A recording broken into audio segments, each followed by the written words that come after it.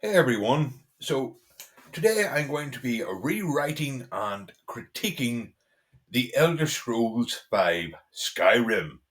Now, like me, I'm sure most of you, or at least most of the 7 people who will watch this, own multiple copies of Skyrim over probably at least 2 different platforms, the official game guide, and numerous other things. But while we can all love the game and love playing the game, we have to admit there might be one, two, or several dozen issues with the writing. Yes, I'm not saying there's one or two slight minor issues, but yeah, there is. So I decided, why not sit down and take a go at rewriting it? So I'm going to go through the main story, the Civil War, the faction quests, and a few other little miscellaneous things. So, and I would really like you to tell me what you think in the comments below. So, yeah, let's jump right into the main story. Now, we're not going to be a criminal again because yeah, no, that's I think at this point it's a little overplayed. So my Skyrim will open with flying over Skyrim. Yes. Now we won't see any dragons or anything. It'll just be a bird's eye view, if you will, of flying across Skyrim. We fly through some clouds and then come into clear sky and see the mountains of Skyrim, and the title will come up Skyrim. Yes, I'm sorry I had to say Skyrim so much in that first part, but yeah. We then zoom down into Helgen's courtyard, and we see General Tullius giving his usual speech to Ulfric and some Stormcloaks. Then Ulfric is now down in front of the headsman, and the camera zooms back up, and the camera flies into darkening clouds, which then turn into dark storm clouds, and we fade to black. Then, from the first person view, the player wakes up lying in bed, with a priestess of Mara watching over them. Good to see you're finally awake, the priestess says, and then tells us that the player was robbed by a group of bandits near the border, then brought here by a tree cutter who saw what happened. And then she asks us who we are. This, of course, leads us into the character creation screen. Now, this opening is better because not only does it leave us in suspense of what was actually flying over Helgen, but it leaves us able to create our very own backstory. You could be an aspiring mage heading to the College of Winterhold, or a warrior who has came to Skyrim for a new challenge, or you could be a town drunk who got drunk and stumbled across the border into Skyrim from Bruma. Now, once you've finished creating your character, we're back to talking with the priestess. There's then a loud roar, the sound of thunder, the building shakes, there's screams, the sound of battle, etc., and the player is helped out of bed by the priestess of Mara. Then an NPC comes in with an injury of some sort and then slams the door behind him, claiming their dragon is attacking Halgan. The priestess then decides it's time to get the player out of there and you head through the keep. Now, the place where you first face 2 Stormcloaks or Legionaries, you find a dead Stormcloak and a dead Legionary. 2 people who, ended up killing each other in the fight or were killed by friends and left, etc., etc. So you grab some of their gear. The kitchen area has no fighting, just a number of people who have been injured in the attack, and you can grab some potions, food, and continue. It's a bit more realistic. The place under the keep, sorry, there is no torture room. I skipped a little bit there. There's no torture scene in this bit. The place under the keep where you usually face Civil War soldiers of either side are actually criminals trying to escape and want to rob you, so you have to defend yourself. The next section in the large cave where there's usually spiders won't be there. Instead, it will actually be an old castle escape tunnel, because I didn't want to handhold the player through doing certain things. Fighting makes sense because you would have to fight your way out of most places, but the sneakiness stuff you'll learn for yourself out in the world. So she takes you down this old escape tunnel, which of course will have a few cobwebs and stuff, that sort of thing, and so on. When you exit into the open, you hear a roar and the flopping of wings, but you don't see the dragon. This is something I wanted to do, and you'll notice through what I describe, uh, I keep the dragons off so you don't see them. I want to build a suspense, so there's real impact the first time you see one. Anyway, the priestess then tells you that there's a town not far away to the northeast, then wishes gives you blessings of Mora and returns to Helgen to help with the wounded, leaving you alone in the vast wilderness. Now, one of the changes, another change I'm going to make, sorry, is when you open your map, you only see the the topography of it. No towns, no cities, nothing. So you can head off in any direction and begin your own adventure. And you don't have to worry about warning people of dragons because just like in real life, word will spread by itself from the legionaries, the stormcloaks to other survivors, etc. So you having to go and tell someone, hey, that there's a dragon is not needed. Now, when you're told a location or given a quest, the location will not show up.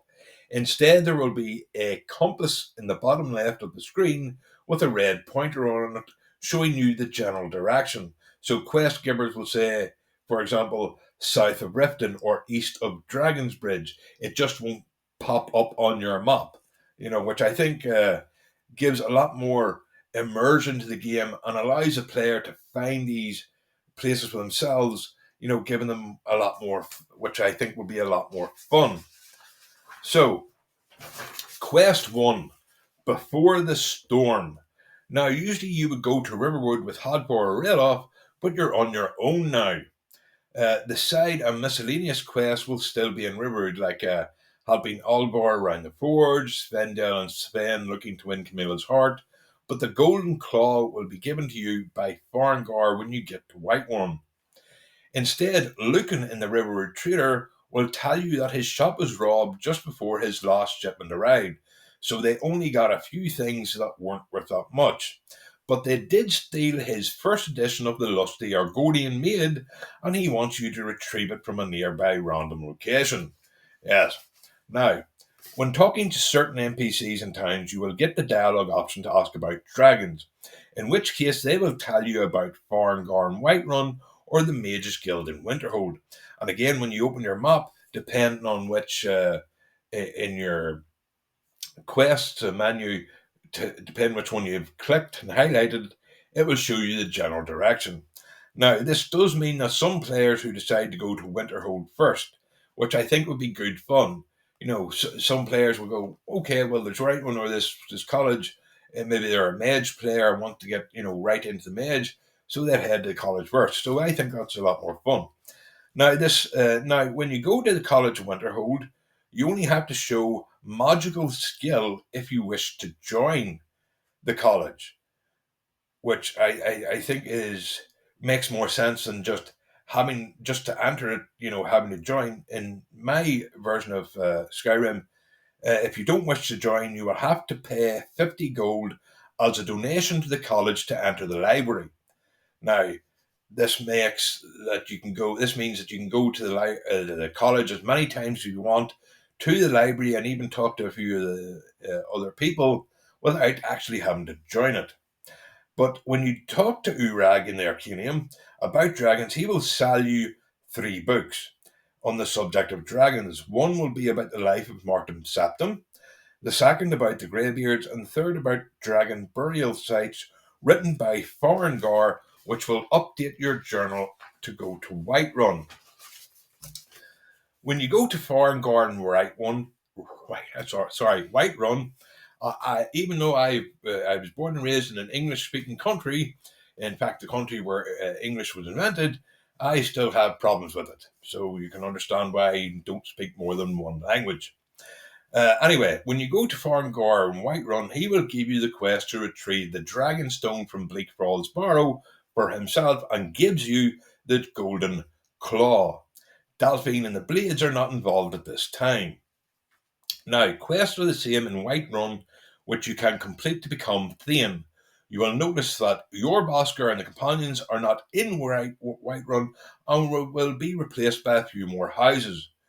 Uh, so just like any other town, you don't in Whiterun you usually automatically become Thane by killing the dragon, but that's not in this part. So you will have to earn your Thaneship the old-fashioned way. Uh, Blake Ball's Barrow is the same, and you return the dragon's door to Farengar, who gives you leveled gold and learn more about the Greybeards, about world wars that people can learn. At this point, you can visit High Rothgar before becoming Dragonborn, but the Greybeards will only tell you some history about them and the building. And just take a little drink here. Professional people might cut this out, but I'm not professional, so it's being left in. Anyway, Quest 2 Dragon Rising. Instead of being handheld to the watchtower, your first encounter with a dragon will happen randomly while you're exploring after level 10. Outside of the storylines, I would make a few changes, like I said earlier, like to the map system. Now, when it comes to the dragons, the first thing I'm going to change about them is their size. The dragons in my Skyrim will be 50% larger than the dragons already are. And Alduin will be being twice as big as any of those dragons. You know, uh, also, when fighting dragons, it doesn't make sense for iron arrows to penetrate dragon scales, all over its body. You know, because at the end of the game, or whenever time you up your smithing skill, dragon scale is the toughest, yet you can beat it with iron arrows, which makes no sense. So, uh, I'm going to make it that not only do iron arrows do almost no damage to a dragon, again, just like other aspects of the game, the better your weapons, the more damage you will do to your enemies. So, iron arrows will basically be like, farting in their general direction, while, ebony and dragon's arrows will actually do significant damage. But not only that, but you'll not be able to shoot the dragon in all its body. If you want to kill it, you will have to aim for its belly or its wings. You know, that makes more sense, because the wings are actually going to be vulnerable, and the underside of it is going to be more vulnerable than the rest of it. So those are where you're going to have to try and shoot. And when it's on the ground, you can still attack the wings, but if you want to attack it, you have to get underneath it and go for its throat. This will make a fight with a dragon a lot more challenging and hopefully a lot more rewarding. Once you kill the dragon, you will get a prompt to learn more about the power you've just absorbed. At this point, if you've talked to Varngor or Urag at the Mage's College, you will know to go to High Rothgar to learn about dragon shouts. Or if you haven't visited them first, uh, you'll get the point to go to them and then the Greybeards. Quest 3 The Way of the Voice. This is the same as it is now. You go to High Rothgar, learning from the Greybeards, who then send you to Ustengrav. Now, there are a few things I want to change here as well. One is there is no Climate quest to deliver supplies to the Greybeard, sorry. As Climate buying or creating his own preserved food, then paying the player anything up to 1,000 gold plus, depending on your level, and then, Clement making his way up just to receive absolutely nothing is, moronic. Especially when you take into account the wolves, frost trolls, etc. he would have to face every time he goes up, and he has no armor and only an iron dagger. So, yeah, Clement doing all that is just stupid. So, uh, that's going to be axed. Clement will still be part of Mara's quest line, though. Instead, the supplies quest line will be given to you by Wylan or Wyham or whichever way you pronounce his name, the owner of the Weilmer Inn, who tells you that the group of people he usually hires to go up and deliver supplies have went off to fight in the Civil War and asked you to take them instead. If you do, then you will give them to the cook at High Hrothgar, who gives you the money for the supplies, and then when you go back to Ireland, he will take the portion of the gold for his supplies and leave you what's left for going up to High Hrothgar. And as you've guessed, there will be more people at High Hrothgar than just four old men. Yes, now outside of the four greybeards, there will also be four apprentices, one for each greybeard. There will be a cook, a groundskeeper slash handyman, someone who sort of keeps the place up to scratch, and two guards supplied by the Jarl of Riften. There will also be a quest. Each apprentice will have a small quest for you to do. Retrieve an amulet of Talus, retrieve a diary of a past greybeard, things like that. Now, quest 4, the Horn of Jurgen Windcaller. This plays out the same, except the horn is actually there, and you return it to Arngeir and complete the quest, receiving the greybeard's welcome. Now, once you've done this, there will actually be a bed for you at High Hrothgar with a small chest for your stuff. You will also be able to buy and sell food and ingredients with the cook. The main quest now is paused until you reach level 20. Because the reason I'm putting these quests on hold to certain levels is it means you have to actually go out and adventure and level up, which means finding more places and hopefully having a lot more fun. I know people might disagree with that, but that's just what I want to do in my version of Skyrim. Quest 5, A Blade in the Dark. After you have reached level 20 and you're out exploring, you will be approached by a woman called Delphine, who has heard you're the Dragonborn and wants you to help her kill a dragon and offers you 1,000 gold for your help. So you head to Kynes Grove and kill the dragon that has been harassing the area. After you kill the dragon, Delphine will admit to you that she is actually a blade. And the reason they are investigating the dragons is to find out if the Thalmir are involved. And if you're interested in helping the blades, to visit Karspar. Now, the change I'm making here is that normally Karspar is a forsworn camp with a hag raven, but now it is actually a gold panning operation run as a cover by the blades. The workers outside doing the gold panning are just normal NPCs, with the blades living inside the cave. At this point, you can either continue the quest line or continue on your own adventure. Quest 6, A Cornered Rot.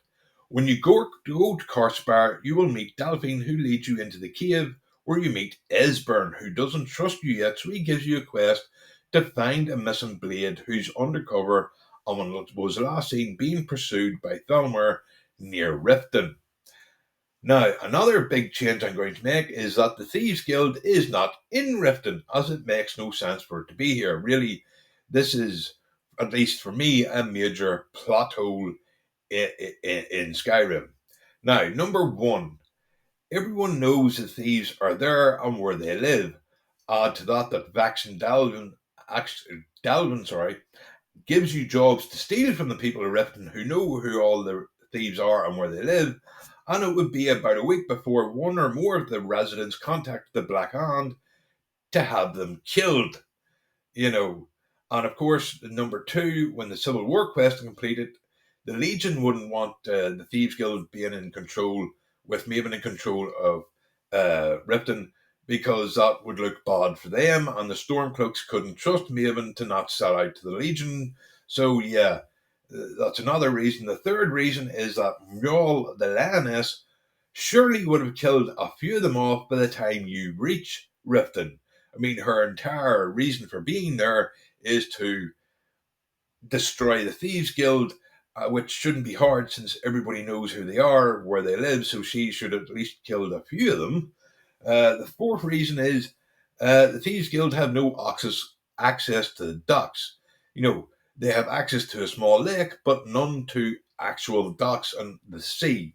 So it would just mean that moving their goods would be extremely hard. And then, of course, the final reason this doesn't make sense is that their headquarters is factually a shithole. Yes, yeah. So yeah, I'll explain more when I get to the Thieves Guild questline. But yeah, the Thieves Guild running Riften makes no sense. So anyway, continuing the cornered rot, you head to Riften and you speak to any merchant and through a speech check or bribe will tell you to check out the Rotway, a place where beggars, ruffians, and the homeless live. You go down into the Rotway and face the usual people you see. Then you enter the Pauper's Palace, my new name for the Ragged Flagon. Inside the alcoves of the Pauper's Palace are makeshift tents, beds, with various people milling around. There is still a fire pit and bench where a merchant called Moll, when bribed, will give you any information you need on what's happening around town. You bribe him and he tells you that a stranger went down into the Warrens, followed a while later by a few Thalmor. He also informs you that he'll buy any stolen goods from you, and if you sell him enough stolen goods, he suggests you joining the Thieves Guild and will give you a quest to find Brynjolf. Of course, you can go down into the Rotway at any time and find Maul, talk to him or not, etc. You know, because that's one of the big issues I had with Riften is that, well, I'll get to it when I get to the Thieves Guild. Anyway, you enter the Warrens, kill the Thalmor, who have the blade spy trapped in the room you would normally find Isburn in. You kill them and escort the spy back to Scarthspire and Esbern and receive leveled gold. Quest 7, Diplomatic Immunity. Esbern gives you the quest to infiltrate the Thalmor gives you the quest to infiltrate the Thalmor embassy. Haha. To collect any information they have on the Blades and any future plans the Thalmor might have.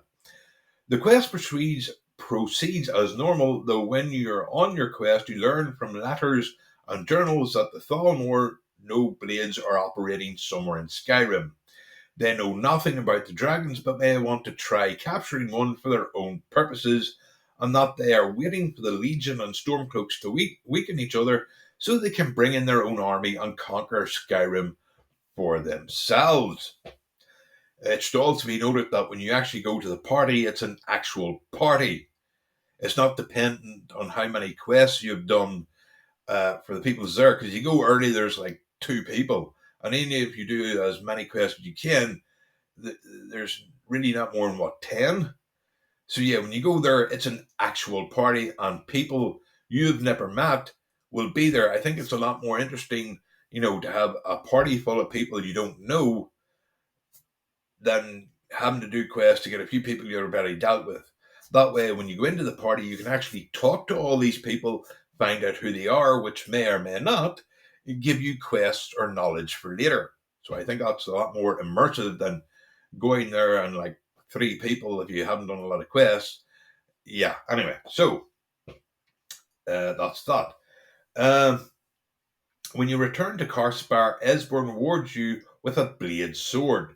He then asks for your help one last time and reveals that the cave is actually an entrance to the ancient blade stronghold called Skyhaven Temple, and they need the dragon's blown blood to enter it, because the blade commander who built it originally was actually a dragonborn. You can then decide to carry on this quest or go out adventuring and come back at another time. Quest 8, Alduin's Wall. You go through the puzzles and open the door to the temple with your blood. Once inside, Esbern, even, the old git, is surprised to see the wall mural, but is able to translate it, and you learn about the shout Dragonrend that can bring down Alduin or any dragon, which gives you the journal entry to return to the Greybeards, and the option to join the Blades. The Blades part in the main storyline is now over, But if you return at any time and join the Blades, you will have additional quests for the Blades to do. One is once you join, you will receive a full set of Blades armor. You can recruit new members, which is optional, but you will receive 500 gold per recruit. Delphine will give you a quest, an ongoing quest to kill Thalmor wizards. You know, the ones you usually see out in the road. Sometimes they're with a prisoner, sometimes they're not. But for every one of them you kill, Delphine will give you a nice pot of gold. And once you've done many of these miscellaneous quests, she will give you a final quest to attack the Thalmor embassy and kill everyone. Yes, for all you bloodthirsty Skyrim players, yes. You finally get to destroy the Thalmor embassy.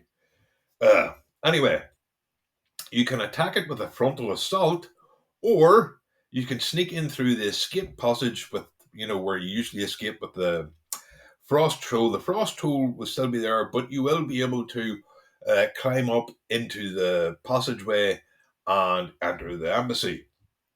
Once you've completed the slaughter, you will receive a special piece of jewelry called Joffrey's Amulet, which gives you 40% resistance against magic.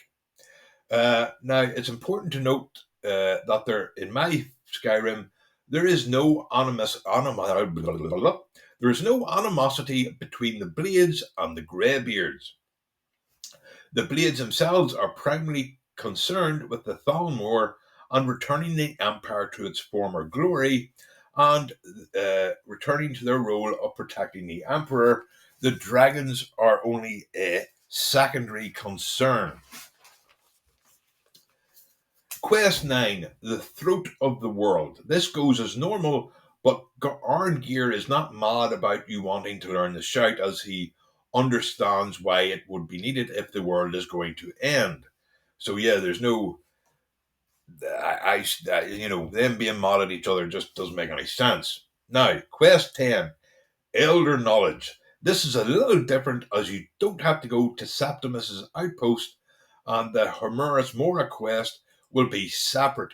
Instead, Arngeir will send you to Blackreach and gives you the attunement sphere to enter Blackreach. Septimus will also be a separate quest. He will also want you to go to Blackreach to obtain a Dwemer key from inside the Silent City to help with the lexicon and open the big cube. But that will be its own separate quest. So it makes it so not only do you not have to go to Septimus, but players who don't actually explore will not find Septimus and therefore mightn't even do his quest. So it sort of urges the player to get out there and explore every inch of Skyrim, which I think is a lot more fun. Quest 11, Alduin's Bane.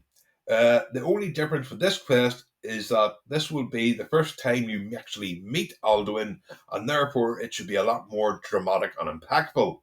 And of course, Alduin now being twice the size or bigger than any other dragon, it's going to be quite the fight, so come prepared. Quest 12, The Fallen. This goes as normal, except the pointless sit down never happens because, quite frankly, the Blades shouldn't be there, and both Tullius and Ulfric should have large armies outside if they were dumb enough to go there in the first place. So yeah, that's done away with. Quest 13, Parthenax.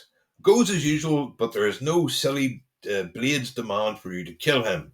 No, that's just no. Anyway, Quest 14, The World Eater's Heir, goes as normal. Quest 15, Sovngarde, and Quest 16, Dragon Slayer, go as normal, but within the Hall of Valor, we still have the main hall. You know, when you go in, you have the main hall. Well, that main hall will, in my version, will now be just a balcony. So when you go over to the other side of this balcony hall, you will look down into the actual Hall of Valor, and it will be filled with thousands of people. Now, for those who will say, well, Bethesda's engine couldn't do that, it's okay. It will just be a painting. It'll be fuzzy in line because you'll be so far up that you won't have to have people moving. At least it will make the place feel actually full because let's be honest, when you go to the Hall of Valor, it's basically empty.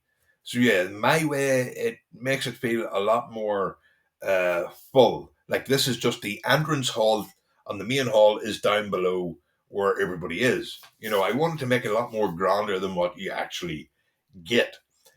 Now, Quest 17, the Epilogue. In the scene on the throat of the world, before Parthenax leaves, he and three other dragons surround you and all shoot at you at once. Or shoot. Right. Sorry about that. They don't pull out their nines and shoot at you, they actually shout at you. Yes, makes a lot more sense. And as each of them shout at you,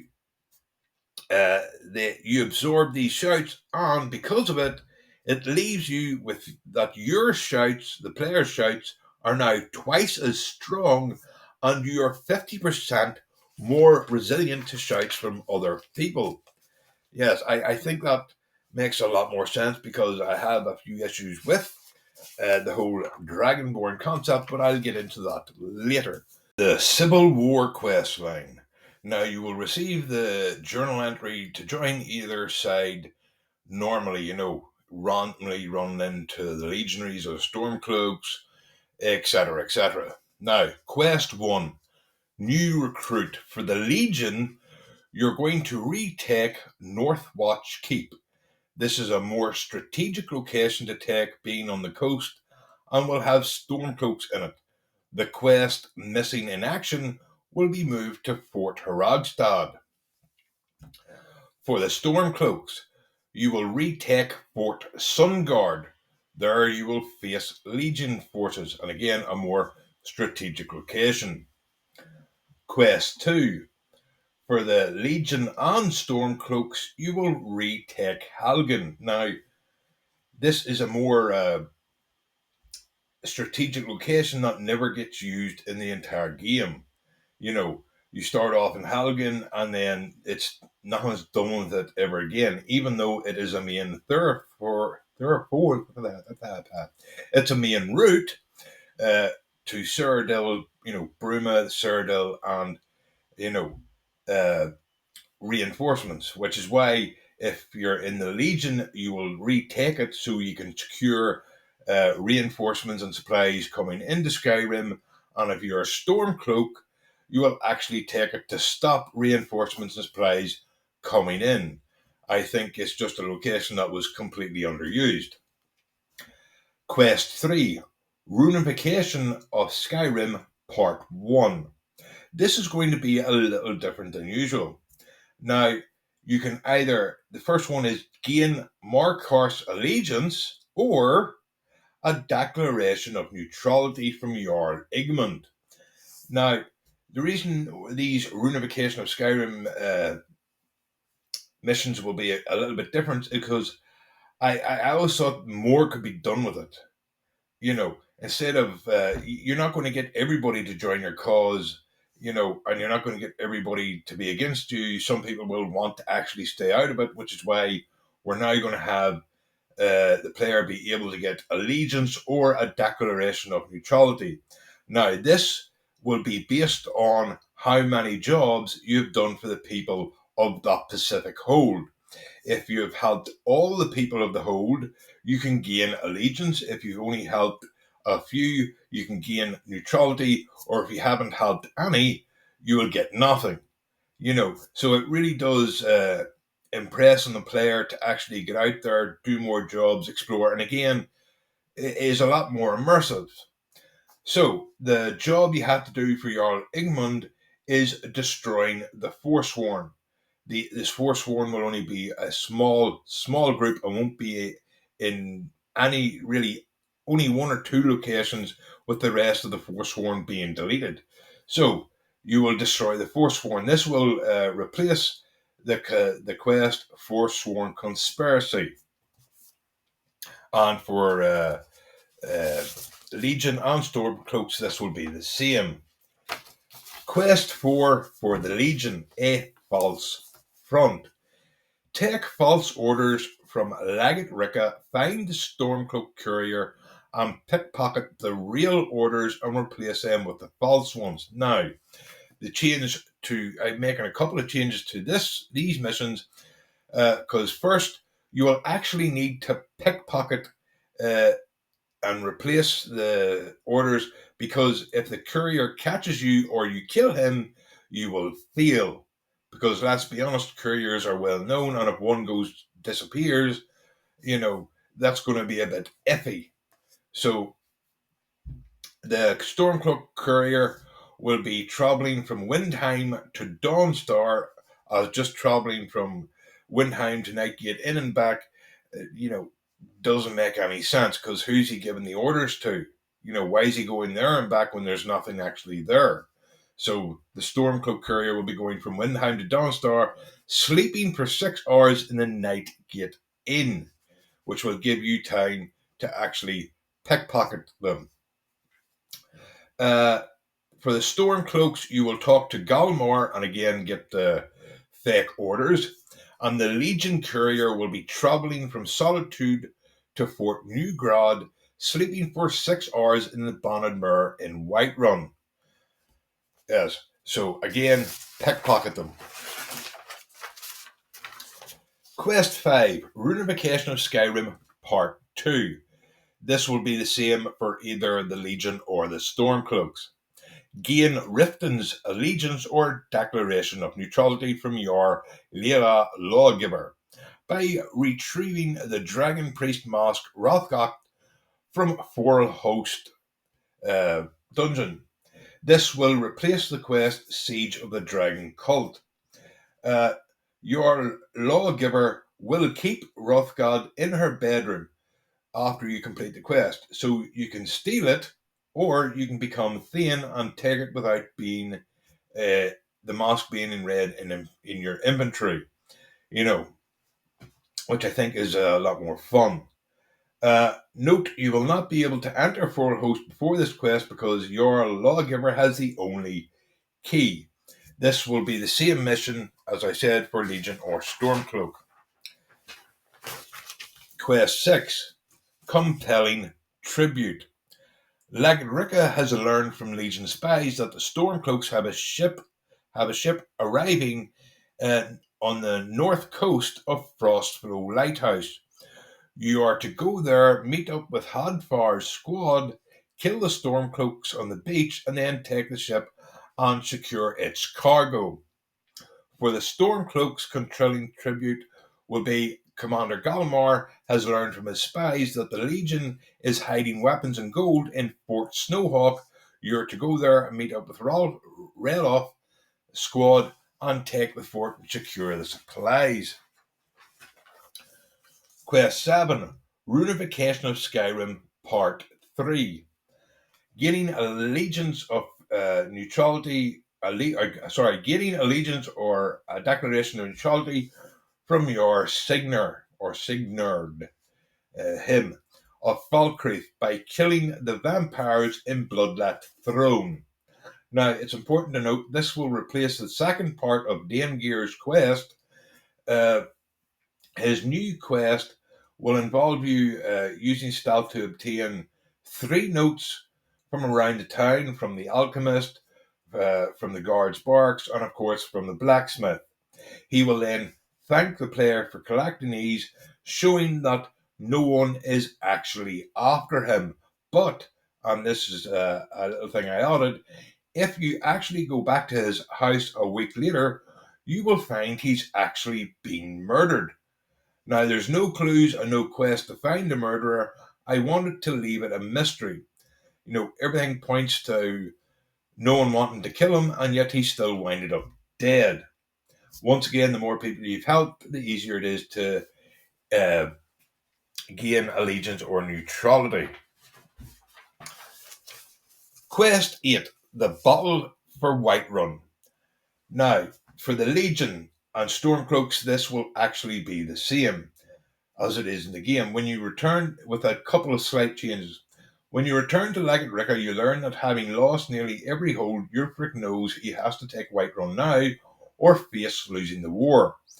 So he has sent half his army to besiege and secure Whiterun. You're to go there and defend the Stormcloaks. Defend from the Stormcloaks, sorry. When you get to Whiterun, there are three enemy forces. The main force of Stormcloaks attacking from the front, a second force with catapults uh, will be on the west side, and a third force of reinforcements at Chilfaro Farm, round about there. And all three uh, groups must be destroyed for you to, save Whiterun. And for the Stormcloaks, you'll be defeating the Legion soldiers. Quest 9. For the Legion, after losing Whiterun, Ulfric has captured Fort Greenwall and garrisoned troops there in preparation to try and reclaim Riften and the Rift. Go there and retake it. For the Stormcloaks, after losing Whiterun, General Tullius has taken, and this is going to be a great word to pronounce, Harmustall, and garrisoned troops there in preparation of reclaiming Markarth and the Reach. Go there and retake it. Quest 10, the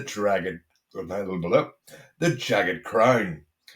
In desperation, Ulfric wants a symbol to reignite the people of Skyrim's passion to join his cause, and that is the Jagged Crown. You go there and get it first at Covendrod.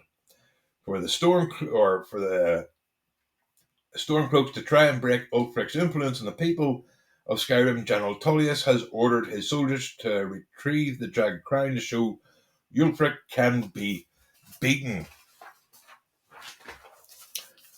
Part 11, or Quest 11, sorry. The Battle of Windheim. Now, for the Legion, you will have to secure the inlet to Windheim docks to control the harbour and stop any reinforcements coming in by ship. To do this, you have to destroy two Stormcloak camps, one on either side of the inlet northwest of the farms. Part 2, you will enter Windheim through the docks entrance by either fighting your way through or disguising yourself as a Stormcloak soldier. Once inside, you will make your way to the main gate, unlock its master lock to let in General Tullius and the main force.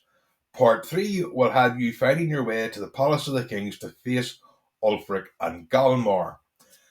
For the Stormcloaks, the Battle for Solitude. You will again have to secure the inlet by destroying two Legion camps which are located on either side of the inlet. You will then enter through the gate under the arch by force or disguise yourself and open the main gate, letting in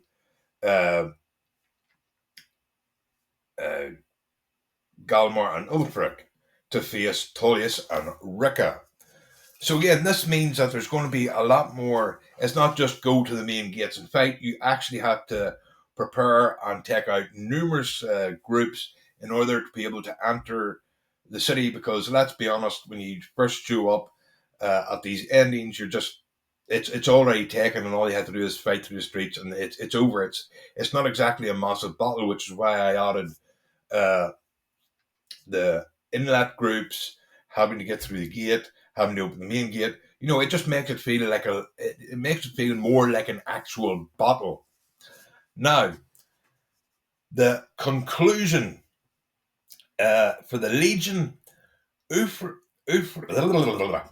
terribly sorry about this. Ulfric wants to die by the Dragonborn's hand in the hopes of becoming a martyr. Or, if you don't kill him, General Tullius will escort Ulfric back to Cyrodiil to face trial and, if found guilty, a public execution. For the Stormcloaks, you have the option to kill General Tullius, or Ulfric will parade Tullius in rags from the city gates down to the docks and send him back to Cyrodiil a failure. Which I think is these two endings are a lot more impactful than simply killing your enemy. It's a lot better to actually humiliate them and show them as weak rather than just killing them. Now, Post the Civil War quest, each hold will still have its own guard with a small legion or stormcloak camp just outside the main city, you know, which again leaves it so that none of these people are losing their sovereignty, but they're still under, certain sides' command. It just makes it a lot more interesting than having all the holds now just be legion when it'd be more diplomatic to let them keep their own guards, which gives the holds people jobs rather than just replacing everybody with legionaries or stormcloaks. So yeah, that's the Civil War quest line finished. Companion's quest line. Now, the Companion's home of Yorbasker is not in Whiterun anymore. That space will have four more houses in it, but the Sky Forge is still there and will be part of a quest for Yerlin Greymane at another time during the game. Now, instead, Yorbasker will be located at Fort Greymore. I'll remove the fort and a few of the things inside, but keep the outer walls and put Yorbasker in the centre. There will be no werewolf story associated with the companions, as it's forced onto the player. So instead, the werewolf's story or side quest will be its own thing, with the Silver Hand existing, but in a very different way than they are in the vanilla game. Instead of being handheld to join the companions, you come down into Whiterun and have to fight the giant, depending on when you get there. Uh, that will not happen. Instead, you will hear about the companions from various NPCs throughout the world, who you ask about finding work. Now, uh, the backstory, I'm going to say here and a lot more, will be explained to you in the game. So, before, during, and in the years since the war with the Altmeri Dominion, most of the companions' warriors went off to fight in it. And because of this, and now the Civil War, the companions' numbers have dwindled to just a few. You have Codlac Whitemane, who leads the companions, Ayala, a hunter who specializes in dangerous animals, Farkas and Vilkas, who are basically the heavies, Skjor the Scarred, who's second in command, and Tilma, the keeper of Jorvasker. When you first enter through the gates into the yard, things are a bit run down and it seems empty. But you see Skjor sitting on a bench. When you talk to him about joining, he will tell you to go inside and talk to Codlac. When you go inside, the place is clean but empty except for Codlac reading a book by the fire. Talk with him and he asks you to sit down, and through dialogue you learn the full backstory and why the place is empty. Now, the reason you will not see Alea, Farkas, and Vilkas is because they'll be out doing jobs. I always thought it was a bit silly. Anytime you went to your Vosker, all the companions were there. You might have one or two throughout the entire game, the vanilla game, a run in with one group of companions, but most of the time they're your Vosker. So basically, in my version of Skyrim, they will actually spend most of their time away doing jobs than sitting around drinking beer. Now, uh, even though the companions are in a low state at the minute, Codlac still wants you to prove yourself worthy of joining the companions, which moves us into Quest 1, Proving Honour. Codlac points to a long hilt of what used to be a battle axe mounted on a wall, and it was once owned by the companions' creator, Jorvasker. Though centuries ago, at a time when the companions had their honour uh, had been lost and they had become no better than common brigands, the leader of the companions at the time, Ingrid the Just, smashed Wuthred into 5 pieces and proclaimed only when Ruthvrad was reforged would the companions have their honour restored. She then left Jorvasker with the pieces and hid them across the Skyrim. Unfortunately, no one at the time cared about Wuthred or Ingrid putting the pieces to be found. A century after Ingrid the Just, a new leader of the Companions, Aldrak One Eye, began bringing order back to the Companions and began searching for the pieces of Wuthrad. But between the Oblivion Crisis, the Great War, dwindling numbers, and now the Civil War, and still having jobs through this whole time, they only found the hilt. So Kodlak says if you can find a piece of Wuthrad, you can become a companion. Kodlak then tells you to try asking scholars around Skyrim or the Bard's College, as old songs and stuff will have might have clues to what you need to know. So you go to the Bard's College and speak with Vermo, who sells you a book called Slaughter in the Dark. You learn from this book that a travelling troupe of performers became lost in a storm and took shelter in a cave they called the Sightless Pit. Uh, while the snow was raging, they decided to explore and were attacked by Falmer, one of which they remember used a strange axe with a broken blade. But even though a few of them were lost, most of them did manage to escape, and that it was south of Winterhold. You go to the Sightless Pit and retrieve a piece of wood rod from the Falmer's axe. And yes, you will have to kill the Falmer, and return it to Cadlac, who makes you a member of the Companions. You can also meet Iella for the first time after speaking with Cadlac. Quest 2, Serving Justice. Cadlac tells you that a murderer who was being transported from Dawnstar to Windham to stand trial, but the guards were ambushed by the gang, and that the one guard who survived heard them mention Gallows Rock. You can ask Aela to come with you, or you can solo the quest. So you go to Gallows Rock and fight your way through the brigands and kill their leader. You return to Cadlac for level gold, and he asks you to talk to Skewer. Quest 3, Companion Recruitment Part 1. Skewer tells you that since you were the first person to seek to become a companion in many years, he actually wants you to take a proactive approach and seek out warriors to become companions. And with that in mind, he has heard of a possible new recruit called Athos, who is an expert with one-handed weapons who makes his living hunting somewhere in Hellmarch. You head to Morthal or speak with the guards or the innkeeper of the Moorside Inn, and they will tell you that Athos comes to Morthal every now and again to sell animal hides and buy supplies and lives somewhere northwest of town. You walk out of Morthal heading northwest, and not too far from the Prentice Stone, you find a shack. Now, in the vanilla game, this shack is called Miko's Shack, but I will remove his corpse and turn this into Athos's shack.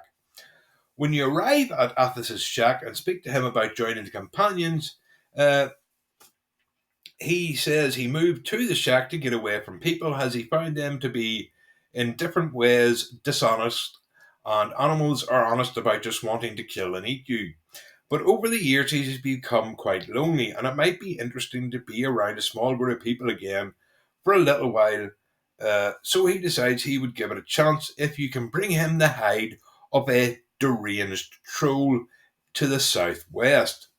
So you go to find the deranged troll, and when you do, you see the troll is carrying a makeshift club and wearing part of an iron helmet.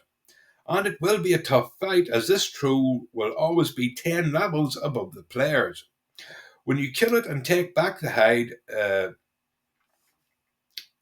and you when you take when you sorry when you loot the body, you will find you can take its hide, but it also for some reason has a dead heart. You return to Athos and give him the deranged troll hide, the only one in the game, and he agrees to join the Companions. Quest 4. When you return to Cadlac, he tells you he's received a response from Ugrod Groshub at the College of Winterhold, who sent him a book called The Cairns of Skyrim, and Cadlac believes from it he has found a possible location for another piece of Wuthrad in Dustman's Cairn. Now, Alea is not at Yorbersker as she's at a job, but Farkas and Fulkus are there and you can talk with them. Once again, you can take one of them with you or solo the quest. Also, there will be no Silverhand to deal with in Dustman's Cairn. It will be different enemies. So you go to Dustman's Cairn, retrieve the piece of Ruthrod, and return to Cadillac for the level gold, and he will tell you to speak to Skewer. Quest 5 Companion Recruitment Part 2. Skewer has heard of a possible recruit from an old soldier friend about an expert in unarmed and block called Nadia Stonearm, who is once a Legion recruit, but there's was a training accident and a death, after which she left the Legion and Solitude. So you head to Solitude and talk with Captain Aldous, who tells you that while training in a sparring match, both recruits let their emotions run away with them, and Nadia dealt one blow too many and their other recruit died. It was an unfortunate accident, but it does happen. Uh, but even though Nadia knew that, she still left and decided to find her own path. And he tells you that she might be in Falkreach. You head to Falkreach and speak with Annie Guard, who will send you to Volga Finina, the innkeeper of Dead Man's Drink. For some coin or a speech check, she tells you a woman called Nadia was here a few days ago but left drunk in the direction of Helgen. You head to Helgen, and depending on whether you've done the Civil War quest or not, you will have to talk with one of the soldiers from either side, or if you haven't done that yet, you can speak to one of the cybers or vagrants who live there at the moment. And for gold, they will tell you that a woman matching Nadia's description was seen hungover heading in the direction of North Skybound Watch. Uh, Now, as I just said, survivors and vagrants will be at Helgen until you do the Civil War crest. You go to North Skybound Watch and fight your way through the bandits, and when they're dead, you find Nadia in a locked room as a prisoner. When you free her, she is thankful. You can give her the option to join the companions, and through dialogue, you learn of her guilt over the other recruit's death. And if you have a good speech kill, you can convince her to join to work with the companions. If you do convince her, she will make her way to Yorvosker. You return to Skewer for a random enchanted item, and he tells you Codlac wants to speak with you. Quest 6. Codlac has learned of another possible location of a piece of Ruthrab from a bard called Maraka in Darkwaters Pass. You have the choice to take Farkas uh, or one of the companions whoever's randomly generated each time you go there, or you can solo the mission. You go to Darkwater Pass and retrieve the piece of Ruthrod from the farmer inside and return to Cadillac for level gold. Companion Recruitment Part 3. With the companions growing, Skewer says it's time to find a new smith, though he doesn't have any leads but thinks talking to Skyrim smiths might be a place to start. You then have to visit each city and talk with the smiths. It will be random in each playthrough. Which Smith has the information you need. So you might go to Whiterun and get it first off from Adria Vici, or you might have to visit all four holes, and it'll be the last hole you learn the information you need. And that again, that will be random in every playthrough.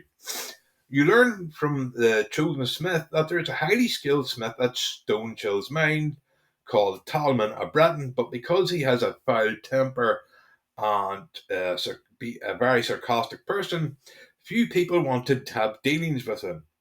When you arrive at Stonehill's mine, you find out that he's not there anymore as he was forcibly asked to leave by the miners. But you may be able to find him at Whistling Mine in Winterhold, as he once mentioned having someone there owe him a favour.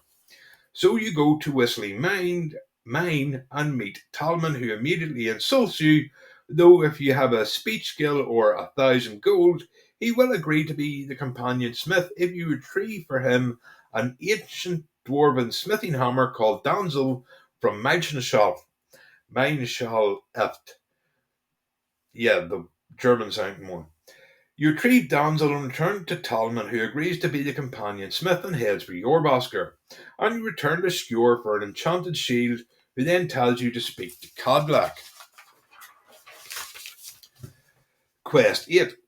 Codlac has been in Yorvasker's cellar going through old journals and stuff of previous members and harbingers and found one by Ingrid the Just, which mentions Dark Shade Refuge. So Codlac wants you to go there and see if there is a piece of Wuthrad somewhere there. Again, you can choose to take one of the random companions who are there, or you can solo it.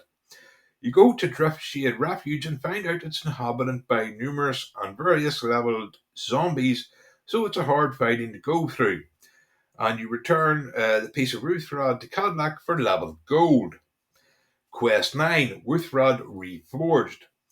Cadillac can't thank you enough for all that you have done in rebuilding the companions and retrieving the lost pieces of Wuthrad, and says that now there is a smith again, they can reforge Wuthrad. But that it will come with a price, but tells you not to worry about such things, and sends you off to a random dungeon to kill the dangerous animals inside it. You go and kill the animals in return, but are met inside by Skewer, who tells you that Codlac is dead, and they will hold the burning shortly, and explains that the price of reforging Wuthrad was a honourable harbinger's life force, with Codlac soul trapping himself, and Talmus used it to reforge Wuthrad. Quest 9, Wuthrad Reforged continued. You wait until night time and Codlac's power is lit. After the ceremony, Skewer tells you it's time to reunite Wuthrad with its rightful owner, Yeeskmore. Quest 10, Honour Restored. You travel to Yeeskmore's tomb with Skewer and Yella, but the statue of Yeeskmore, which is usually at the start of the dungeon, is actually at the very end of the dungeon where the fire usually is that you put the witch's head into. So the fire removed, and that will be where the statue of Yeeskmore is. And you're not fighting these companion ghosts, you're actually fighting the corrupted companions. After Ingrid destroyed Wuthrad, all the basically brigands who called themselves companions died, but now you have to defeat them. When you place Wuthrad on the statue of Reachgamore, Codlac appears and thanks you all. He makes Skewer the new harbinger and names you champion of the companions. You will note that you can still get Yeeskamore's shield in the chest, but once Wuthrad is given back to Yeeskamore, it can never be removed again. So you have to make the choice. Do you want to replace it, or do you actually want to keep it to hang in your wall? When you return to the companions over time, or should I say Yeeskamore, or not Yeeskamore, Yorbasker, you'll notice that over time, in-game time, like a few weeks or a couple of months of in-game time, the walls will start to be rebuilt in places where they've fallen. Everything will be cleaner, and you'll notice more recruits.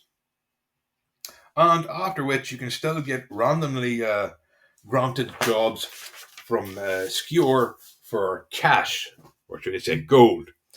So yeah, that's the companions finished. The Dark Brotherhood. Now, Innocence Lost, I didn't even start off well that time.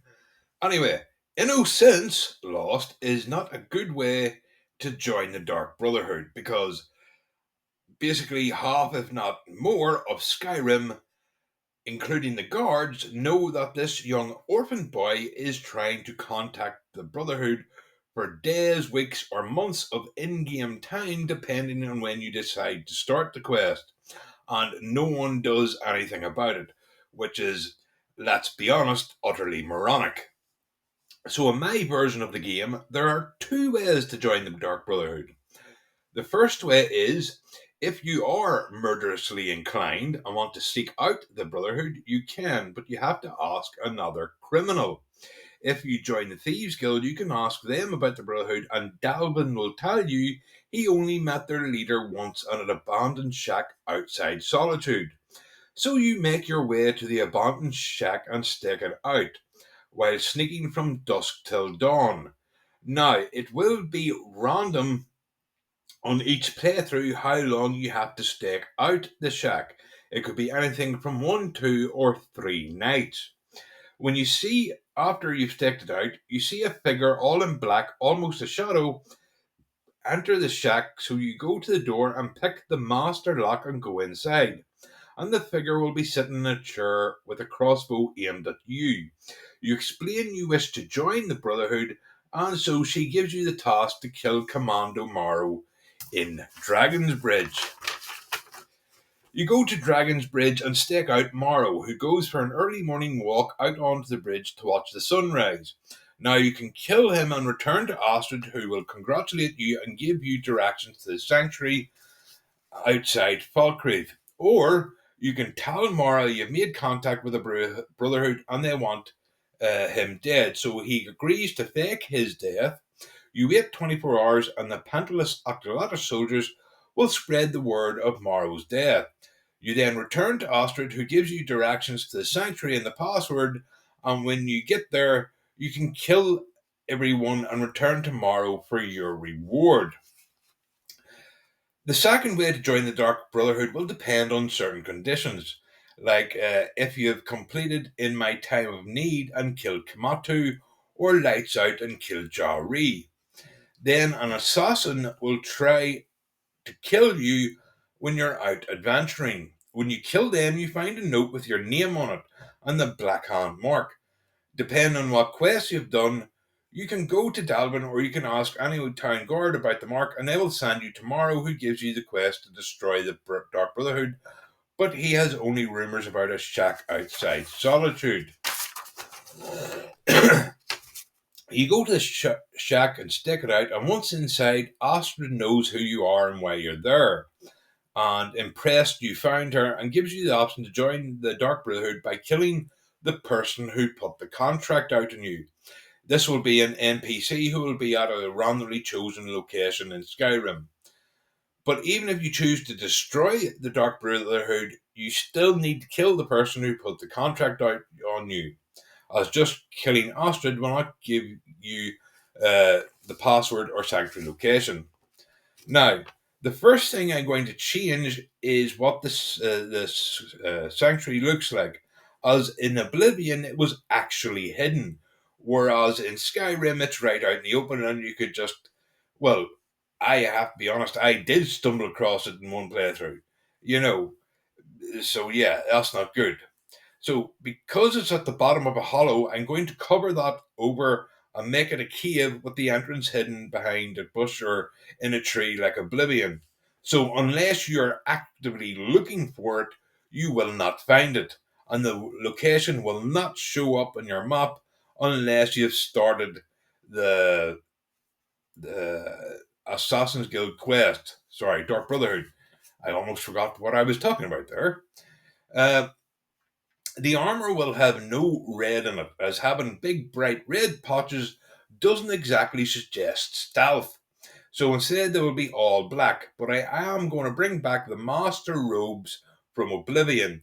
The hood will have 25% to archery, 20% to illusion, and the robes will have 20% to sneak, 20% to one handed, and 20% to light armor. I will also be deleting Babat, as you can't kill children in the game, and if you decide to kill the Dark Brotherhood, she just disappears. She never shows up to try and get revenge. So it's just someone that the game can do without. So she's out of there, and the master trainer of alchemy will actually go to Gabriella.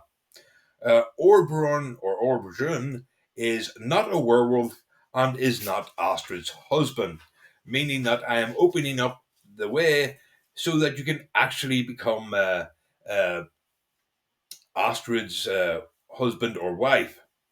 Now, When you arrive at the sanctuary, Astrid introduces you to the group, and then the Night Mother, who's in the upstairs room with the stained glass window, then leads you into the back where in a cell is an assassin in a jester's outfit called Cicero, who went mad 3 years ago when Astrid was made listener instead of him. And she tells you to never go within 2 arms' length of his cell. She then sends you to Nasir for your first contract. First Blood.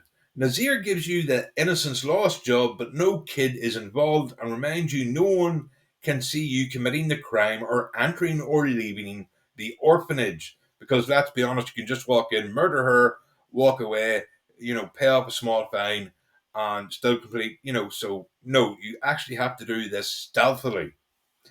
Therefore, it must be done between 1 a.m. in the morning and 5 a.m. in the morning when everyone will be asleep.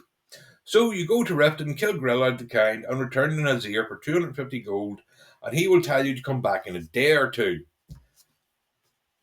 The next quest, sentenced to death. Nazir sends you to kill Elaine Defont in Rodbar or Roldbora, or whichever way you personally want to pronounce that. If you kill Alan and his guards, don't see you and are not killed, you will receive a bonus. Again, in the vanilla game, you can just go in and slaughter everybody. This way, in the Assassin's Guild, you will have to use stealth. So you go to Rodborough, kill Alan, and return to Nazir, who will give you 500 gold for the contract and an additional 250 gold as a bonus. He then tells you to come back in a day or two. Next quest. Now, Nazir gives you the contract to kill a master vampire living in Broken Fang Cave outside Whiterun. But this time he will give you a bonus for killing all the vampires and thralls, as Nazir detests vampires. So you go there, wipe out the vampires, and return to Nazir for 750 gold and a 250 gold bonus if you've slaughtered everybody. Next quest. Nazir gives you the contract to kill a visiting dignitary who's in Skyrim for Fici's wedding called Armand Motieri, who's staying at Castle Dar, and gives you a poison to put in his food as it's being made in the morning, as all guests have the breakfast brought to their rooms. So it's up to you to find out which tray is his, and that only cooks and guards are allowed in that part of the building. So once you have found or stolen a chef's outfit and hat, or a full solitude guard's outfit, you can then visit the kitchens, where you talk with the cooks and servants, and through dialogue, which will change depending on your outfit, you will find out he likes 2 eggs in the morning, and from another person that he has silver cutlery. When you find this out, wait for the opportunity and poison the food on that tray with 2 eggs and silver cutlery. You will only find out if you've been successful when you return to Nazir. If you kill the wrong person, you fail and receive no gold. But you will get a reprimand from Nazir for buggering up. But if you've killed Armand and you receive 1,000 gold and a bonus of, and Oblivion fans will like this, the Deceiver's Finery, which has the enchantments of 25% to speech. Prices are 15% better and 15% better to illusion. He then tells you to come back in 2 or 3 days. Next quest. Nazir will give you the contract to kill Orlon, a wood elf who runs Ironback House.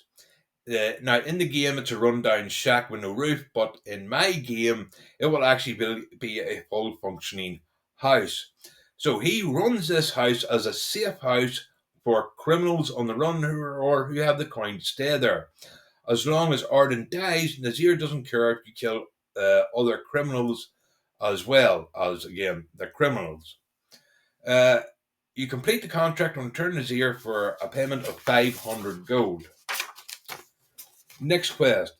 When you return to the sanctuary, there is chaos. You see Vizira and Orbron and two other NPC members dead around the hall and in the main room, while Festus is being treated by Gabriella as Nazir and Astrid are standing looking on. You ask Astrid what happened, and she isn't clear, just that she had been sleeping and woke up to see Cesario running out of the sanctuary with a large sack over his shoulder, and she found the members dead and the Night Mother's corpse missing, and that the main goal at the minute is finding Cesario, and to do this, Astrid asks you to visit the Glenmore Witches, who should be able to define Cesario's location. Or Cicero's. Yeah, I'm not going to do well with names in this video. So you go to the Glenmore Witches' cavern and speak to them, and yes, they are actual witches. You don't have to collect anything, but they do want, and wait for this, 10,000 gold for this scaring or scar. Right, you know the way when a medium or someone scares, or scarring, there's a word for it, and I don't know if I'm pronouncing it correctly, but I'm hoping you all know what I mean. So scarring to locate Cesario or Cicero, bugger, right. Uh, so you pay them and they perform a ritual, and when it is over, they tell you Cicero is at a place called Deep Redoubt, which is north of Carweston. So you go to Deep Redoubt and fight your way through high-level mercenaries and come out in Deepwood Vale. When you enter the Vale, you find it full of necromancers, various Daedra, and zombies. Now, you can fight your way through them all or sneak your way through to Deepwood Castle. Once inside, you fight your way to the upper balcony. When you enter the balcony, the Night Mother's body will be on an altar with a master necromancer and two other necromancers performing a ritual while Cesario watches.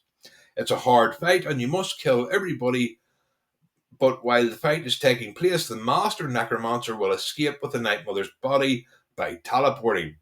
Once all are dead, you can loot Cicero's body for his jester's outfit. You return to Astrid with the mixed news. She says they will start looking for the necromancers to question, though you should talk to Nazir about the last job he has you before Cesario stole the Night Mother. Astrid will then reward you with loosening the chance ghost to help in future fights. Next quest. Nazir will give you the contract to kill the captain of the Winter War, a pirate ship on the coast between Winterhold and Windheim. If you kill the captain unseen, you will receive a bonus.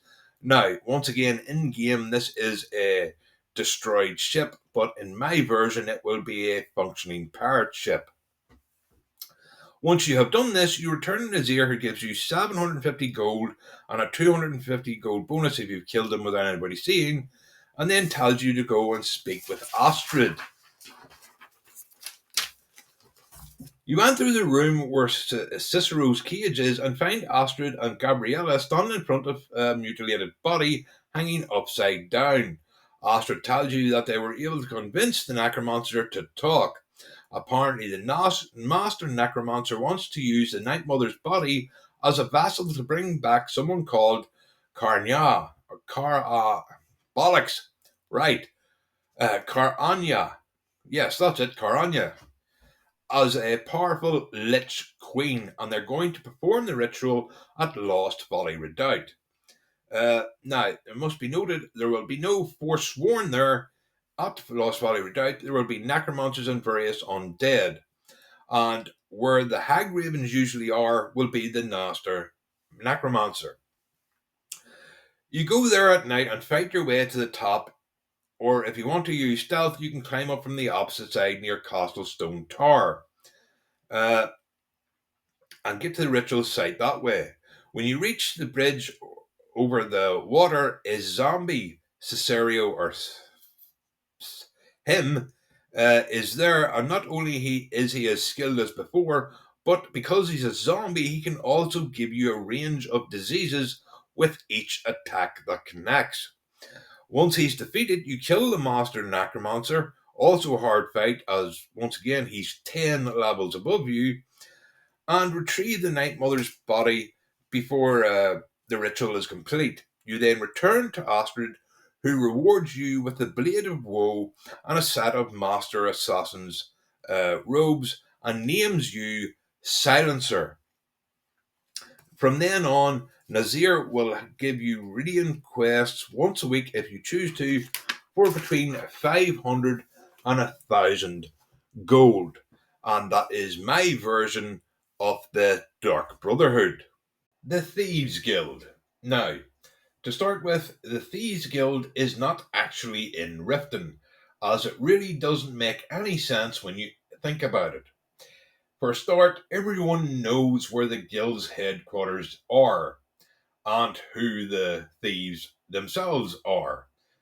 And it doesn't make any sense that, a group of townsfolk or one townsfolk has decided, okay, I'm fed up with this. I know who the thieves are. I know where they live.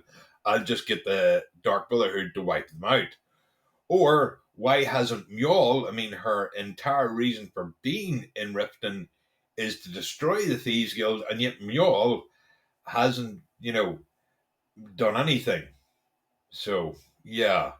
Plus, the location itself isn't good because trying to bring stolen goods in or out, in chest or something slightly larger than a necklace or something, you have to export it, and you can't do that from Riften as it's basically landlocked. You have a small lake, but no access to the ocean. So instead, I'm moving the guild headquarters and replacing the Dawnstar Sanctuary with the Thieves Guild headquarters. I will also be putting a small house in front of it, so you enter the house, then move a bookcase and enter that way. You can use you can also, once you've completed the quest, use the secret entrance on the rocks on the other side of Dawnstar. This not only gives the thieves a truly hidden base, but it also has access to ships, which allows them able to move their stolen goods with relative ease. Now, during the quest line, all fenced goods must be stolen. Fences will still buy and sell normal goods, but they won't count towards your fenced total. The jobs from Davlin and Fax will not be needed to do special jobs and are optional. The Nightingale story is also removed, and Nocturnal's quest will actually be its own separate Daedric quest. And Maven never becomes Jarl of Riften. Now, quest 1. You can learn of the guild in two ways. You can go to jail after committing a crime and speak to the other prisoners, and one of them will mention a man named Brynrolf in Riften. Or 2, you can try selling stolen goods to one of the Khajiit caravans around Skyrim, and they'll mention that a man named Brynjolf in Riften might be someone you want to talk with. Uh, yes, this does actually mean that if you never actually go to jail or try selling stolen goods to the Khajiits, you could go the entire game without even getting in contact with the Thieves Guild, which I think is fun. Now, you go to Riften and find Brynjolf in the Bane Bar. When you ask him about becoming a part of the Thieves Guild, he's wary of you but gives you a chance to prove yourself by stealing a Queen Bee statue from Golden Glow Estate. Now, just like the Dark Brotherhood, in the Thieves Guild, you must actually use stealth. Because if you are seen or kill anyone, it is an automatic failure. Uh, So if you ask Brynjolf about the Golden Go job, he tells you that Arngoth tends the hives between 8 and 4 during the day, so you can either go in during the day or wait until everyone's asleep at night. Once you have stolen the statue and returned to Brynjolf, he'll congratulate you and tell you to meet him in Dawnstar in a couple of days. When you arrive in Dawnstar, Brynjolf is waiting outside the Windpeak Inn and will lead you to the small house just outside Dawnstar. Once inside the house, Brynjolf will introduce you to Dirge, the man who lives there and is a lookout, who slides back the bookcase, and you go into the Thief's Refuge. Brynjolf then introduces Dalvin and Vax, who will give you extra jobs if you wish. Hurlius Lori, who provides magical services. Vakel, who cooks and cleans the place. And then, of course, the guild leader, Mercer Frey. Brynjolf then tells you to talk to Tamilia the Fence for your new set of armour, which will be your payment for the Glow job, and return to him when you have fenced 500 gold in stolen goods. You'll also, Elder Scrolls fan will, of course, understand that I'm taking this directly from Oblivion because I like the way you actually had to earn the next job up instead of just being given it. Quest 2. When you've fenced 500 worth of goods, Brynjolf will give you the job of stealing the Hunting Brew decanter from Hunting Brew Meadery. Now, during the day, 8 to 6, there will be workers to avoid, so it's better to go in at night. Now, killing the Skeevers is its own side quest as Shorebjorn never goes to prison, and I'm completely deleting Marcus Morris as the White Run fence will actually now be Balathor. So you return to Brynjolf, who pays you 250 gold. Quest 3. When you've fenced 1,000 gold worth of goods, Brynjolf will give you the job of stealing a map from the East Empire warehouse in Solitude. Again, you can't be seen or kill anyone. Once you've done this, return to Brynjolf for leveled gold. Quest 4. Once you've fenced 1,500 worth of gold worth of goods, Brynjolf gets you to retrieve a golden model ship from Snowveil Sanctum. You can stealth it or kill the Dragor, as they're not human beings. They don't count as, being able to warn the guards that you're stealing anything. But where the model ship is, there will be a powerful enemy.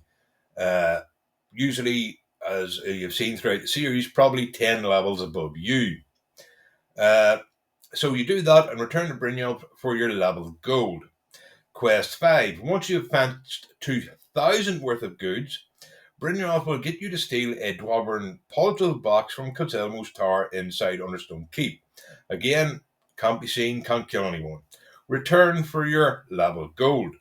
Quest 6. Once you've fenced 2,500 gold worth of goods, Brynjolf will get you to steal the Golden Chalice from the Archmage's quarter in Winterhold College, which will have a master lock, or you can pickpocket the key from the Archmage. Remember, I have said earlier in this video that you can enter the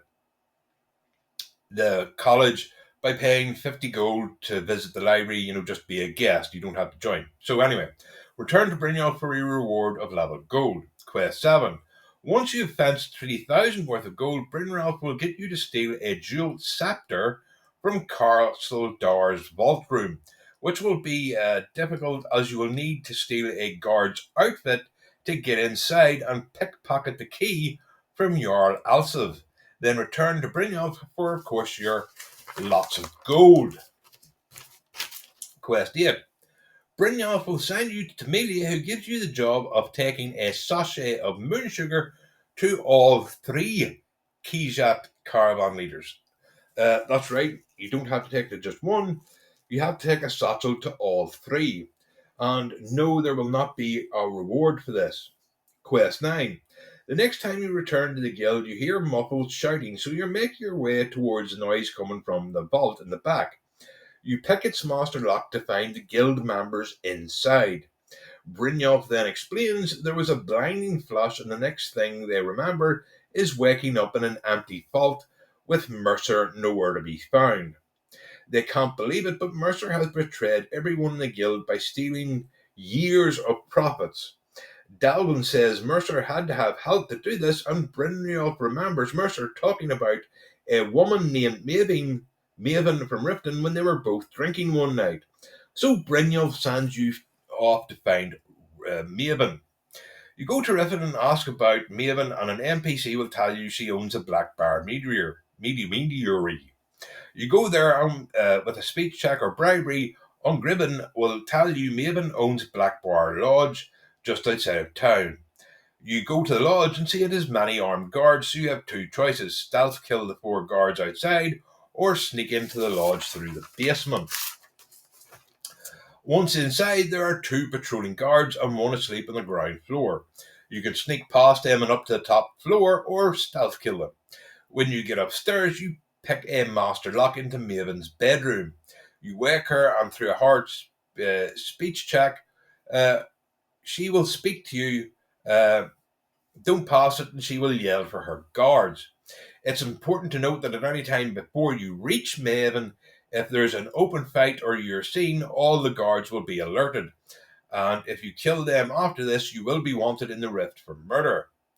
Uh, once convinced to speak, Maven tells you she and Mercer have been together as a secret couple for years, and that in exchange for her help in stealing from the guild, she was to get half of everything, but she hasn't seen or heard from Mercer since the robbery.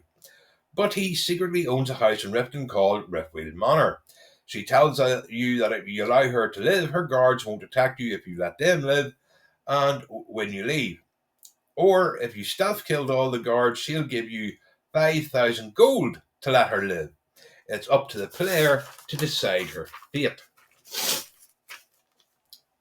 You go to Riftweed Manor and pick the gate lock and go inside. There are no guards inside or out, and inside it's completely empty. So you look around and find the entrance to Mercer's secret room. It too is empty, but in a trash bin you find a torn journal that will appear in your inventory as torn plans. You then head back to Brynjolf. Brynjolf looks at the plans and tells you to come back in a couple of days' time so he can try and piece everything together. And yes, you must actually leave the guild refuge at this time. When you return to Brynjolf, he explains that the journal has the outline of the plan to rob the guild, but also mentions two locations where Mercer might be: a ship called the Red Diamond and Erkenthand. So Brynjolf says he will go to the ship and you will go to Erkenthand. You travel to Erkenthand and it's the same as in the game, but there's no flood. Once you kill Mercer, you will retrieve the eyes of the Falmer and Chilrend from his corpse.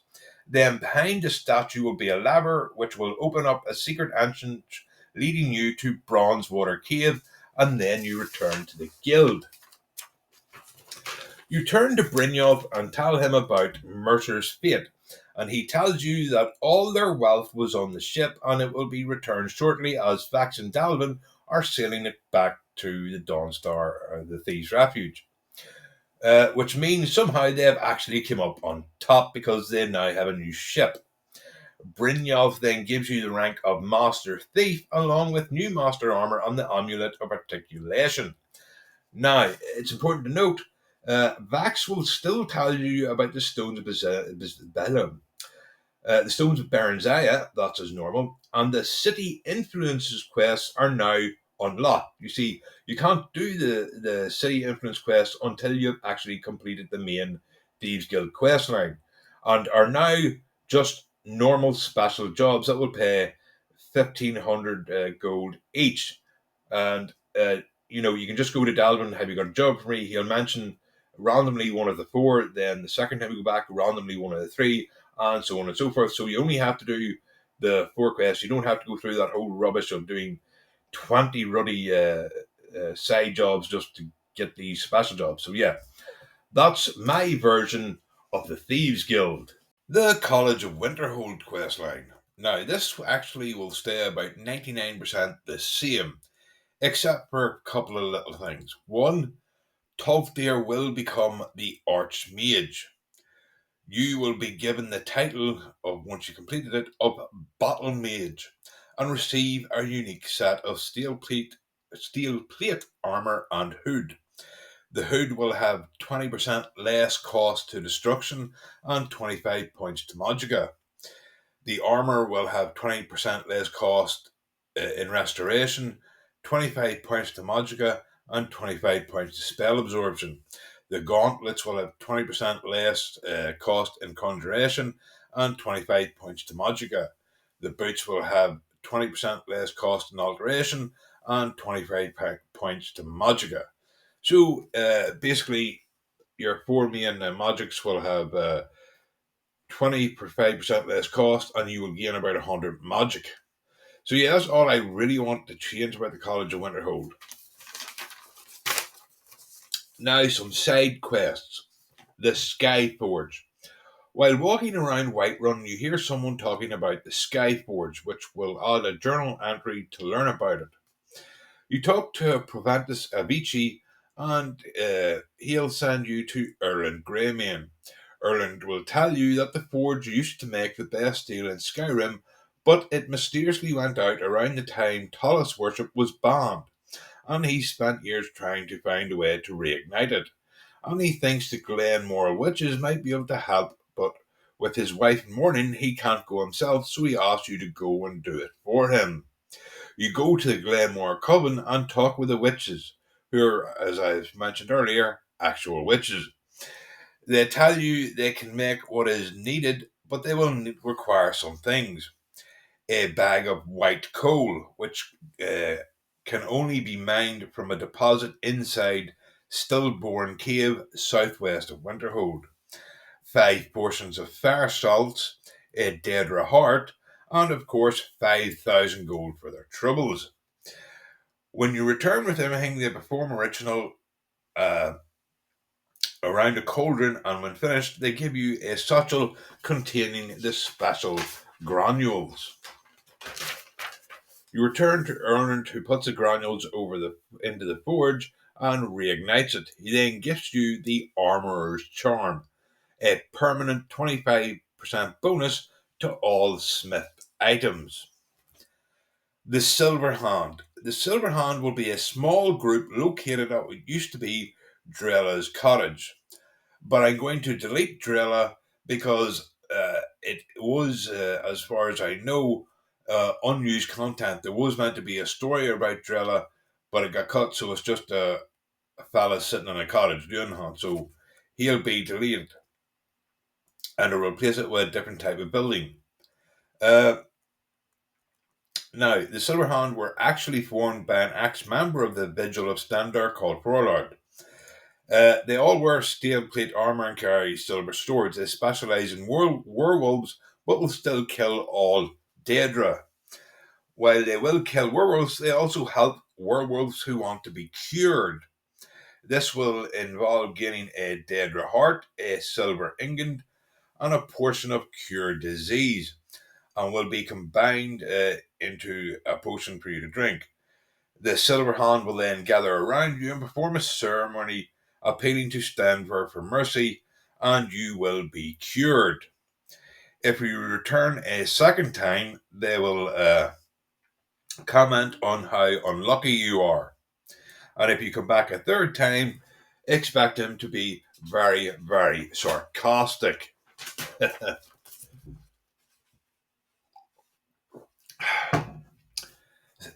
Nocturnal. When adventuring in the west of Falkreath Hold, a priestess of Nocturnal will approach you uh, or be around the Twilight Spectre. Uh, Carlisle will tell you that a contingent of Vigilants of Stendarr are trying to destroy Nocturnal's temple. If you agree to help Carlisle, uh, she will give you the Nocturnal Blade to help you in the fight. You go inside and fight your way through to the Specular and the Inner Sanctum, killing all the Vigilants in your way. In the final part of the Pool of Purple Water, you kill the last 4 Vigilants who are trying to form a ritual. When the Vigilants are dead, Nocturnal will appear and gift you the skeleton key as a reward for your service. Now, at this point, Carlisle is now an optional follower, but it has to be said that after you complete this quest, every Vigilant of Stendarr will immediately be hostile to the player. So you might want to do a Molag Bal's quest brave and early. Dragon shouts. Now, let's be honest, a lot of us, I would say, have used certain shouts throughout the game and ignored others. We might use them once or twice for a novelty, but a lot of these shouts just don't get used. So, Animal allegiance is gone, as even lower level illusion spells make this redundant. Aurora Whisper is gone, as once again, alteration spells make it redundant. Become Ethereal will be kept, as if you're in serious trouble. It allows you to make a strategic retreat. Call Dragon is kept. Call of Valor is kept, but is only really useful if you do the main quest early in the game. For DLCs like Dragonborn, as most people leave the main quest to last, and at that point you really don't need any help. Or maybe in survival mode it might be useful. Clear Skies is very limited to 1 minute in the main quest, or survival mode to help with the environment. So I'll keep it for the survivalists. Disarm is gone, as it only works on low to medium enemies, with higher level enemies not being able to be disarmed. So yeah, disarm is gone. Dismaying Shout is gone, as illusion spells make this redundant. Elemental Fury is gone, as it's only for weapons users, and Dual Fury does the same thing and is an actual constant effect. So Elemental Fury is gone. We'll of course keep Fire, Frost, and Ice form. Kind's Peace is made redundant by illusion spells, so it's gone. We'll keep Marked for Death, as it is helpful now and again. Slow Time is gone, as Ice Form and Frost Breath basically do the same thing. Slows down enemies. Uh, so if you're an archer, you can still, and if you're an archer, you can still get bullocks. I'll try this again. Sorry about this, folks. If you're an archer, you can actually get this skill in your skill tree. So yeah, I don't think it's going to be a whole lot useful. Storm Call, we'll keep it because it is pretty cool, but is only going to be useful if you travel down alone in the wilderness. As we all know, it will kill everybody, friends, bystanders, etc. Throw Voice is gone because uh, oh, I can't read my writing. What's that word? Oh dear, right, okay. I don't know what that word is I've written down, but it's a collection of letters. I can tell you that. Ah, uh,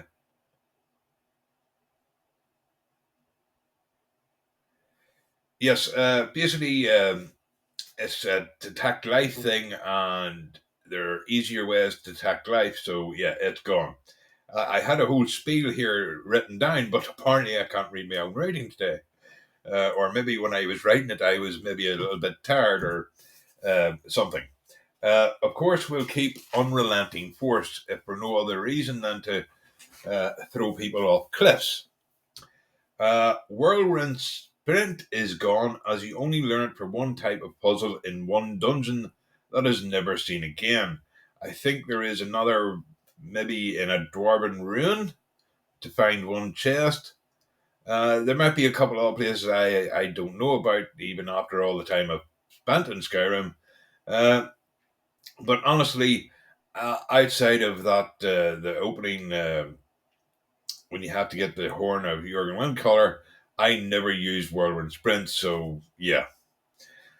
Now, I have issues with the concept of Dragonborn, as outside of absorbing dragon souls, there's nothing actually special about you. I mean, that seems to be your only gift, to absorb dragon souls. Uh, Anyone can learn to use dragon shouts. Ulfric, the Greybeards, high level Draugr can use dragon shouts without absorbing the souls of dragons to unlock them. So why does the Dragonborn have to, you know, unlock his shouts with dragon shouts or dragon souls when no one else does? I mean, think about the sheer number of dragons that had to be killed for all the high level Draugr in the game to learn all their shouts, and the Greybeards and Ulfric. Because let's be honest, when you're up in High Hrothgar, you actually get given power to unlock yours from the other Greybeards. So yeah, what? Uh, Not only that, you don't even have any resilience to dragon shouts. Uh, so there's nothing special about the Dragonborn, which quite frankly makes even being called the Dragonborn redundant, because you can still kill Alduin dragons and still kill Alduin. You know, um, and after you kill Alduin, uh, the dragons go away.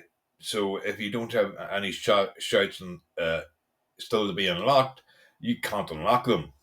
Uh, so that's just doesn't make any sense. So yeah, the whole concept of Dragonborn, I don't understand it. I mean, we're meant to be this special, but we're really not. Um, the Standing Stones. Now, I was going to remove the Warrior, Mage, and Thief stones, as they give 20% to each three types, which sounds good until you find the Lover Stone, which gives you 15% to all skills, making the Warrior, Mage, and Thief stones a bit redundant. I know in my playthroughs, I just ignore the Stony Stones and go directly to outside Markarth and get the Lubberstone. Uh, it's up to everyone watching why you want to get rid of them completely or actually increase their percentage to 25% or more.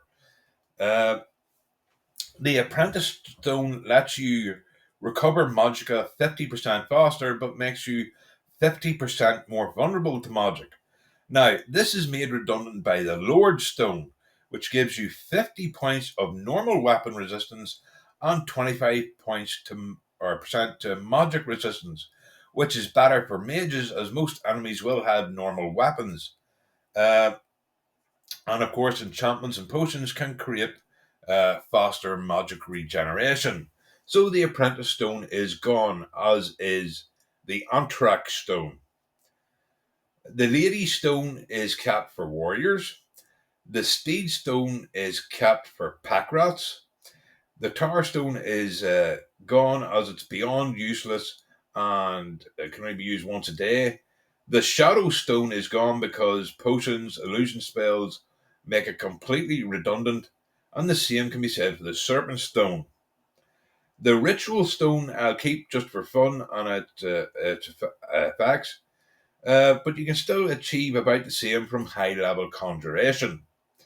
So instead of 13 standing stones, there will be between 5 and 8, depending on where you want to get rid of the 3 at the start.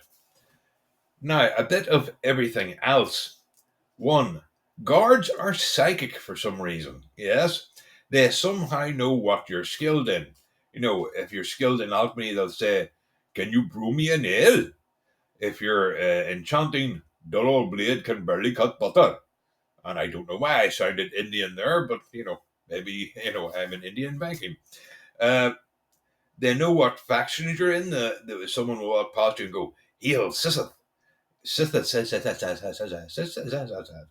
"Heal Sisseth." Is heal the one that starts with S. Or if you're in the companions, do you fetch the maid? Again, only if you're known in a certain hold should those guards recognize you. I mean, it's understanding that in Whiterun you're known as a Dragonborn because you actually help the Jarl, kill a dragon. So yes, you should be known as Dragonborn.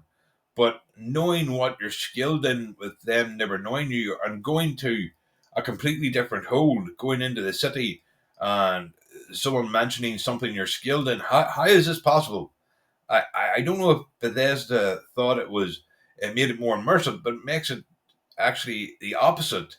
It takes you out of the immersion because how do these people know these things? You know? 2. Orc strongholds. Now, this is something I'm sure you've all noticed. The problem here is that 90% of everything that is sold in an orc stronghold from the smith is not orcish weaponry or armor. So I really want to change that so when you actually go to an orc stronghold, the majority of what they have, 90% or more, both weapons and armor, will actually be orcish weapons and armor. Plus, if you go into the Masala, for ingots and stuff, the majority of what they have should be orcanorium. You know, let's make the orcish stronghold some actually feels orcish. Three, uh, people dying when they shouldn't. To give you an example, the horse trader in Wilhelm died during a dragon attack, and I could no longer buy a horse from him. Yes, and the blacksmith in Riverwood and his wife died in one single dragon attack. I'm kidding you not. They both died. So Riverwood no longer has a blacksmith. So it doesn't make sense to me that these the NPCs who can sell stuff, should be protected. You know, I mean, if Riverhood only has one smith, then it might be an idea to keep that smith alive. Of course, it goes into the bigger problem of NPCs being utter and complete morons. Yes, think about it. A dragon lands, and the first thing these unarmored NPCs do with their iron daggers is attack this winged beast that shoots flame. Yes, I think it would have been better if Bethesda had actually made it that the moment a dragon lands, all the NPCs run and fucking hide, which I think makes a lot more sense, don't you? And it would keep the people you need to trade with actually alive. So yeah, Bethesda really buggered that one up. The next one is right. I think we've all encountered this problem probably a lot. Uh, the slaughterfish. Slaughterfish live in water. So it makes no sense uh, for me to see a red dot when I'm not in water. We've all been to the point where, you swim in, the slaughterfish becomes an enemy, it's a red dot, you get out of the water, and yet somehow the slaughterfish is still an enemy. In fact, you can get quite a long ways from the water, and somehow this slaughterfish that can't come and land is a danger to you 50 meters away from the actual lake you're standing next to or in area of. I mean, that makes absolutely no sense whatsoever. You can't fast travel. Yeah, it's just no. So let's make it that the moment you get out of the water, the slaughterfish no longer become are no longer enemies.